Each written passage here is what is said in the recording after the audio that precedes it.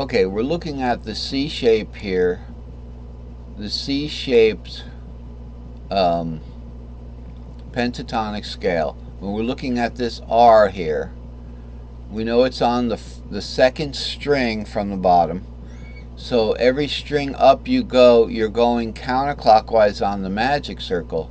The magic circle you can look at just as the magic fret here in shapes. So every note on the magic fret, which starts at A, the 5th fret, the normal guitar, every note is a shape. So this is the A shape, the D shape, the G shape, the root shape in key of C is C, and then 3 would be the E shape. So there's only a third in between C and E, then goes back to 4th. So kind of clockwise from the C shape would be go from root down to the 5th, that's the G shape. And because it's the outer, we're going to add one more shape. So in caged, C-A-G-E-D, we go to the E shape over here.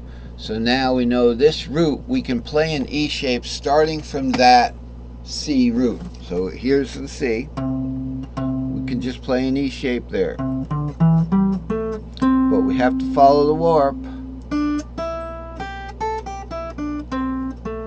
Now that's not an E shape anymore. What is it? It's back to the C shape.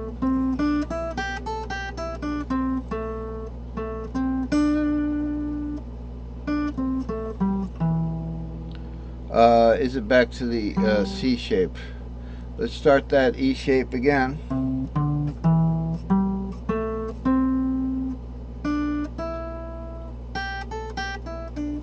No, it's A shape. It became an A shape, not a C shape. So it became the next shape up. It became an A shape. All right. So, I mean, you know, you wouldn't want to just memorize that. Oh, if I'm on that R, if I'm on root, the outer note always becomes an A shape. You want to derive it and see it, but that's what it would be, you know. So that would be the root inversion in the C shape. That's how that works. Now let's continue. All right, let's go up to the next note. Now we're on the 3rd string from the bottom, inner note. And that line is over here. It says string 3, inner note. Play 2 counterclockwise letters on the magic circle.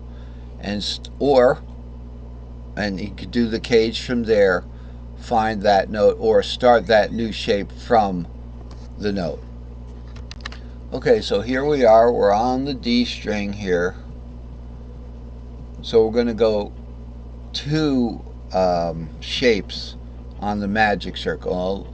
Let's look at the magic circle as this magic fret here. I'm sorry we can't get the magic circle right at this second, but I want to get this straight first here. So we're on this 3rd string here, inner note. It's going to be 2 counterclockwise on the magic circle. The shape here is C, so it's root. 2 counterclockwise is going to go down 2, so it's C goes to G. It's in 4ths now. C goes to G, G goes to D. So it's going to be D shape, the inner circle. So we're going to play a D shape from that 2, and notice D starts on the 2. That's the second. But we're going to play a D shape from there. So, and it's going to have to conform. We're not going to have much D shape left, but we can do it. All right, so starting from that 2, I'd rather do it without the fret nut there. So we've got the D right here. We're going to do a D shape from there. D shape starts with an S3S, all right, which is just like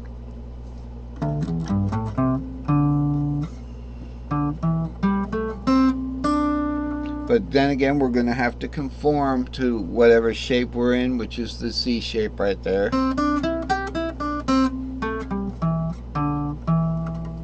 So that's that inversion. But the other way to do it is to find that D shape. Now look, we've gone around the circle and we'll come back over, so it's actually gone down. to the next shape underneath it. You can't do that on a regular tuned guitar. I mean, you know, but it still works. It still works. There'll be plenty of opportunities for you to go up so many shapes, you might as well just go down one in cage, because it's only 5 shapes. So you go up, you have the original shape. If you go up 1, 2, 3 shapes, you could just go down 1 or something like that, or up 4 is down 1. So we have the D shape there that we can play. So what are we saying here? We're saying that if you have this, if you're starting here in the C shape here and doing the second inversion, and you want to play the inversion that starts on the 2, which is the first inversion, you're going to use the D shape.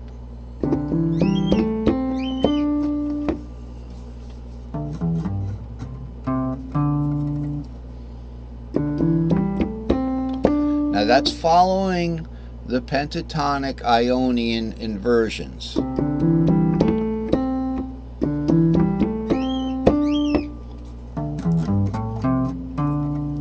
Like that, you know, or you could start the D shape right there in the C cage, but it'll become a C.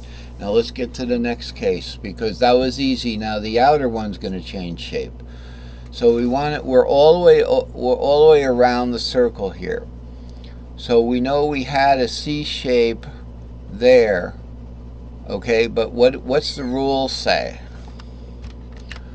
Okay, the rule says string 3 outer note, play 2 letters counterclockwise over on the magic circle.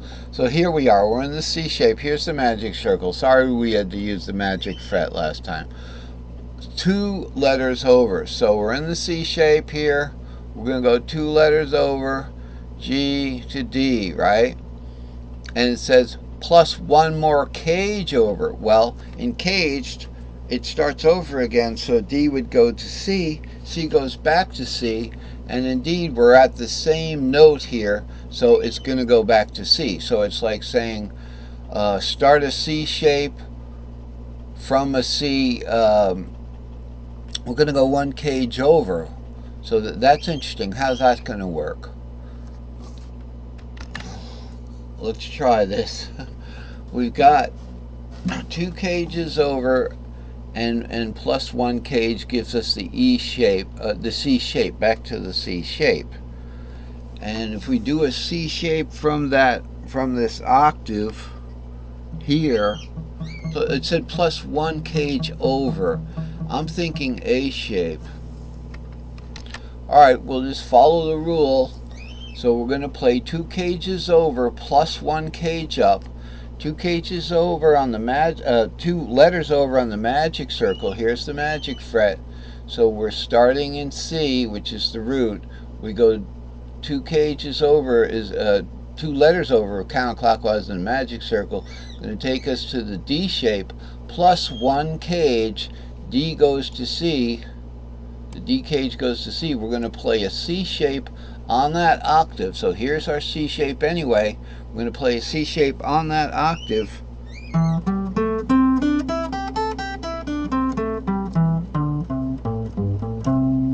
Becomes an A shape there. And that's because we started this. So we start this. It works on this fret.